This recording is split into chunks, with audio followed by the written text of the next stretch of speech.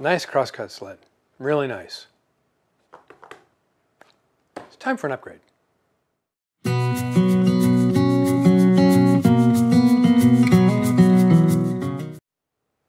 So what am I going to do to my crosscut sled?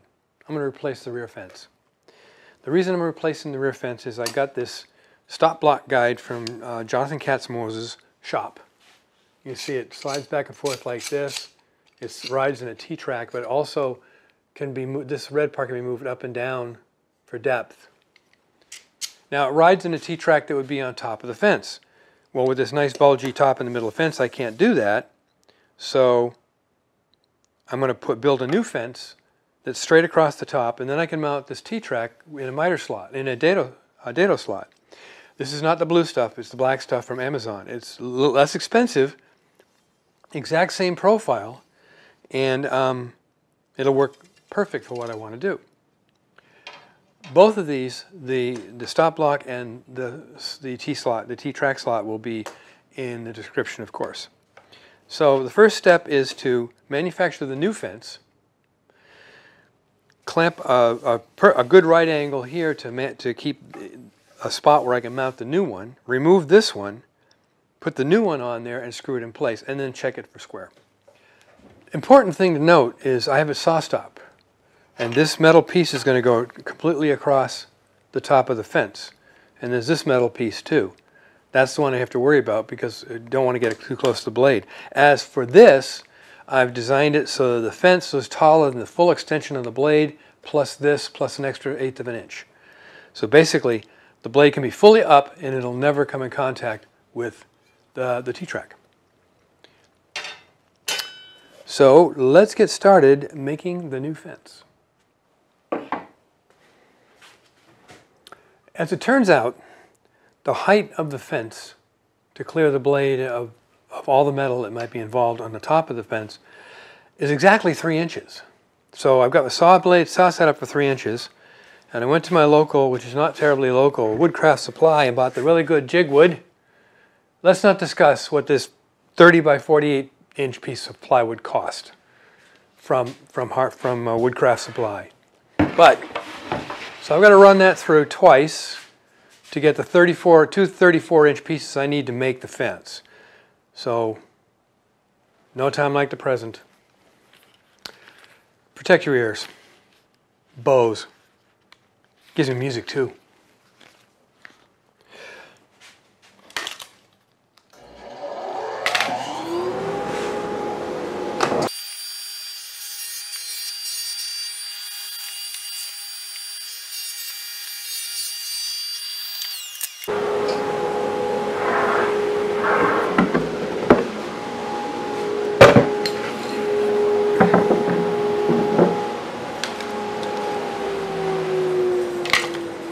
That stuff is heavy too.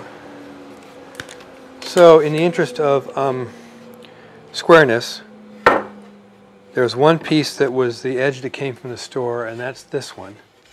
So the two edges that ran through the table, so the edges that ran through the table saw are going to be the bottom that I'll clamp up. Now first things first is I want to cut these close to length, glue them together, and then cut them exactly to length. So I'll have it nicely dressed at both ends. In that case, it's 34 inches, so I'm going to go 35 inches to make the cut. Oops, I need a pencil. Big supply of pencils. So I'm going to go 35 inches. And that gives me room to dress up the ends very nicely.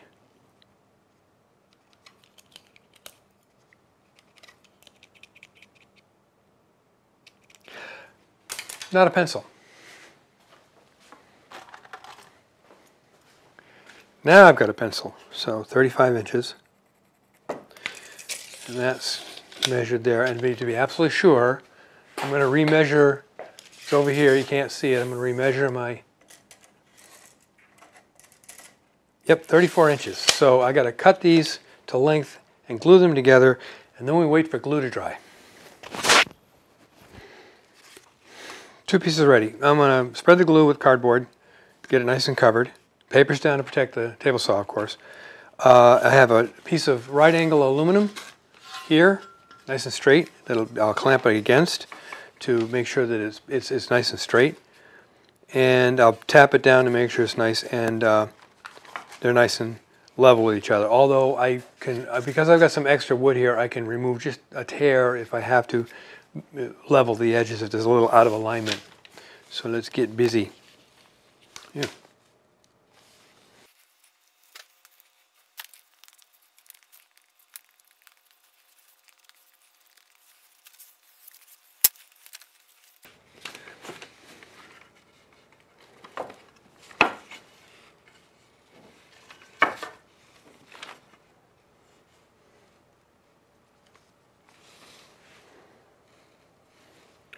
What I want to do is I'm going to grab it in the middle first, pushing down my hands to make sure that it's nice and flush. That's good. And grab it over here.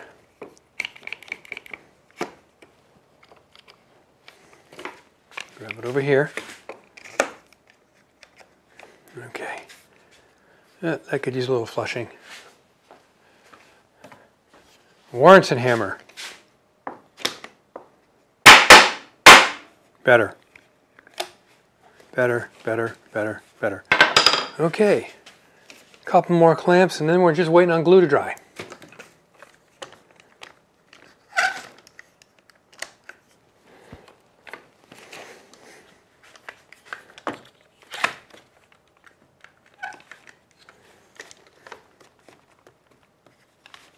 Okay.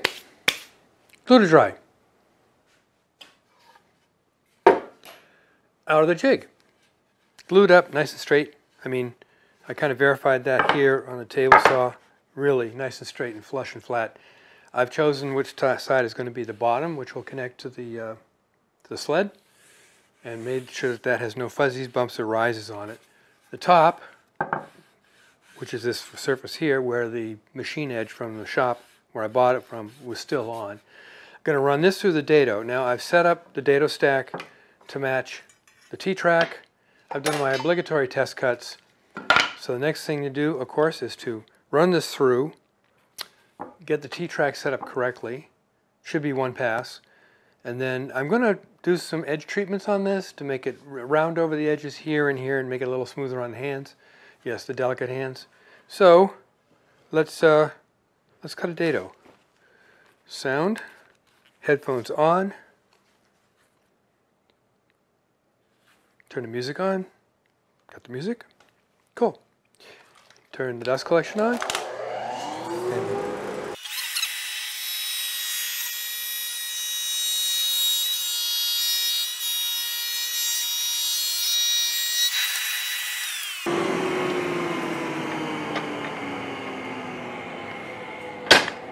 And it drops in there perfectly.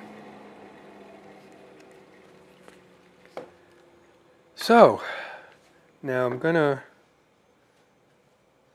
have to trim it a bit, take a nub off here and cut it here in order for these screw holes to line up the way I want them to.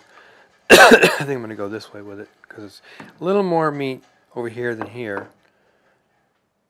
Now I'm gonna do the treatments around the edges, make it smoother, and do the cut for the dust chute thing, and then from there mount it to the fence.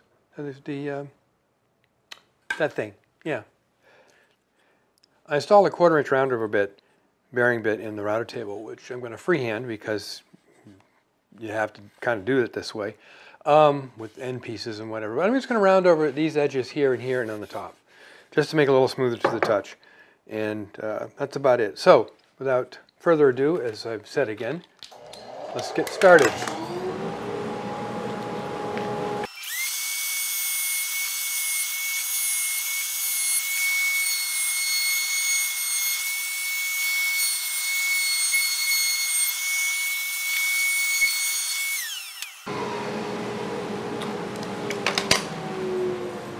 That's it.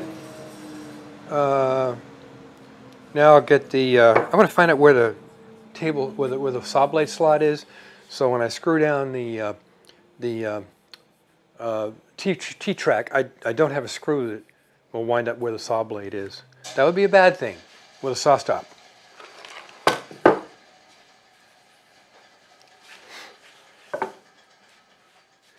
The next trick, of course, is to cut in the little notch along the leading edge of the fence to catch any little sawdust so it doesn't get in between you and your workpiece when you're doing some crosscuts.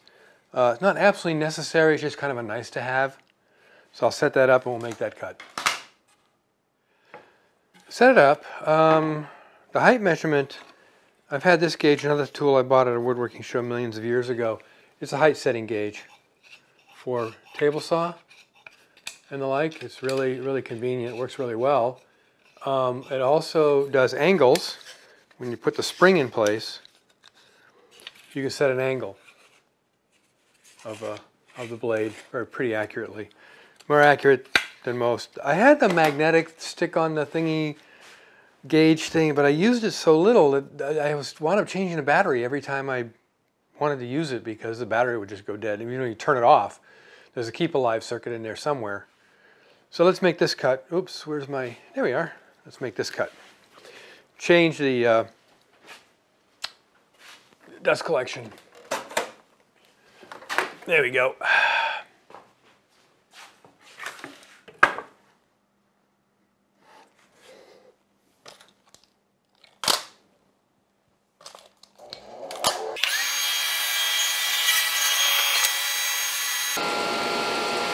Yep, that's it.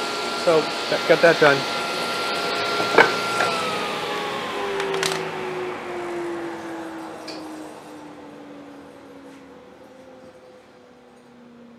Now the T-track. Marking the where the saw blade location is. There. And grab the T-track. And if I set this up the way I want, perfect. So I do, to get symmetry in the screws, yeah, I like symmetry. I have to cut a little nib off here, like I said, and then cut it off here. And here's the screw here, here's the screw here, and it's way outside of the path of the blade. So it won't happen. So the next step is let's cut this off. Let me get my marking tool out of my metalwork drawer and mark this here and mark this here. Now, we all know that you can cut aluminum on a chop saw. You can cut aluminum on a table saw. In the case of a saw stop, you have to defeat the safety system, but no big deal. It's a key switch. And for those who don't know, if you defeat the safety switch on the saw stop and run it, once you turn the saw stop off, it resets the safety switch. You can't leave it defeated. Okay, that's in my saw stop video, I think. So let me go cut these off, and I'll screw them in place. And at that point, we'll be ready to mount this thing to the sled.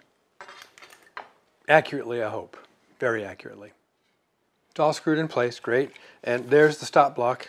It just mounted temporarily. And it doesn't come down to the table, but I can move this red piece of wood, of aluminum, over and down, and it'll up and down, and it'll come really close to the table surface. So there's that. Number 6 screws, square drives, 5/8. The number 8s, the heads are just a little bit above the surface of the inside here, but the number 6s work perfectly. So number 6 5/8 screws. So let's get this thing mounted and tested, and this video in the can.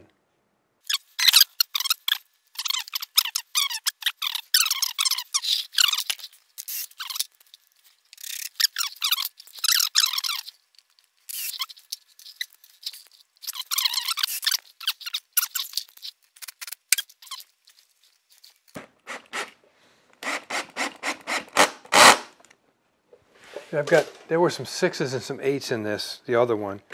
So let's move the 6s out of the way so I don't use those. Now it's time to do some test cuts and see where we're at as far as the accuracy of this new fence is concerned. Okay, the first test is with a square, and this is a fairly accurate square, and I can see no eyeball difference between the rear tooth and the front tooth with the blade extended all the way up. So now the second test.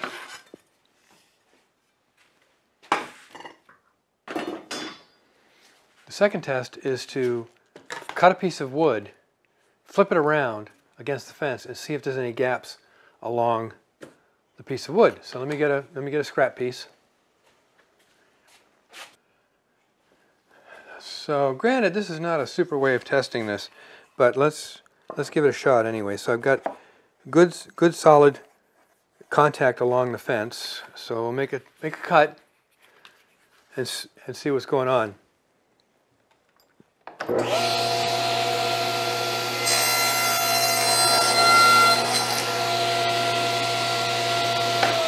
Okay, there's the cut. If you butt them up against each other, it's perfectly clear, of course. If I flip this piece over and bring them together, oh, just so close. I've got a little tiny adjustment to make. The fence has to come out this way. I'll have to do the 5-cut method. I'm not going to go through that whole thing here because you know how tedious that is. I'll leave links in the description for a 5-cut method for making a fence.